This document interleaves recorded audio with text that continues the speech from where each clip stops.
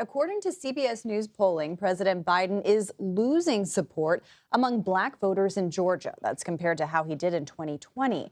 He still has a commanding lead over former President Trump among this key voting bloc, but waning support from them in a battleground state could have major ramifications for the general election. Our Taurean Small sat down with several black male voters in the state who are backing Republicans. So, Taurean, this is a fascinating conversation. I'm so eager to see what you learned from them.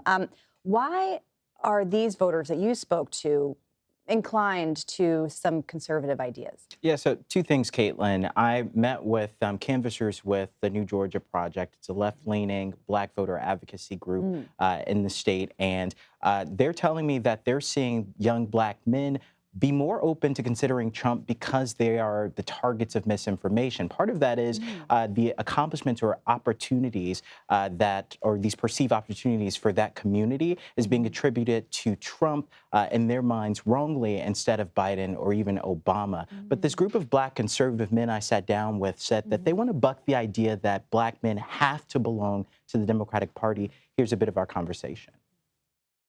I think that there's a misnomer, there's a social fallacy that surrounds the view that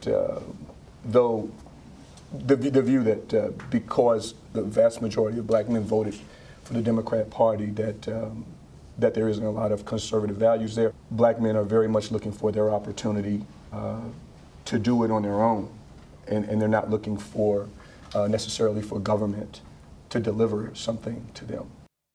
That's 41-year-old Azad Ahmadi. He was actually an Obama-Trump voter. Oh, he interesting. flipped in 2016, and that's really his introduction to this conservative movement there. But again, they're looking to reject the idea that black people have to come home to the Democratic Party in November. Yeah, that's fascinating to see that transformation. You mentioned that you spoke to a liberal-leaning group about black voters, but you've also spoken to the Republican Party about their outreach to black voters. What are they doing? What did they tell you? Well, so there's a clear disparity in outreach efforts really 2022. We've seen a lot of those community centers or outreach centers shutter after 2022 happened. In Atlanta, I went to a center in College Park, just right outside of Atlanta. It was the African American Community Center there that closed down, and nothing has replaced it. I talked to the same conservative group about that. If they see that as a problem, this is what they had to say. Do you think Republicans are doing enough outreach in black communities? We can do a better job. We have an opportunity to get a message out, and we're doing everything that we can to take advantage of that opportunity. This is something the Biden campaign is seizing on. They have a pretty expansive network for outreach specifically, but as we saw with Vice President Harris today, they're looking to target black men as part of this tour that they're rolling out and started to roll out in Georgia today. Yeah, with Harris in Georgia. I mean, on that note, again, we mentioned that he's still leading among this group, but it's not a monolithic group at all. What is the Biden campaign doing to try to reach those voters, kind of knowing that that support has been waning a bit? They're looking to be message heavy, right? So part of what I talked about with the New Georgia Project, their biggest concern was the fact that they believe black voters aren't necessarily attributing some of the successes or advancements in the community to the Biden campaign, which is why we see Harris out in the campaign today. I talked to a campaign spokesperson, Michael Tyler, from the Biden-Harris campaign. This is what he had to say about the job of messaging moving forward.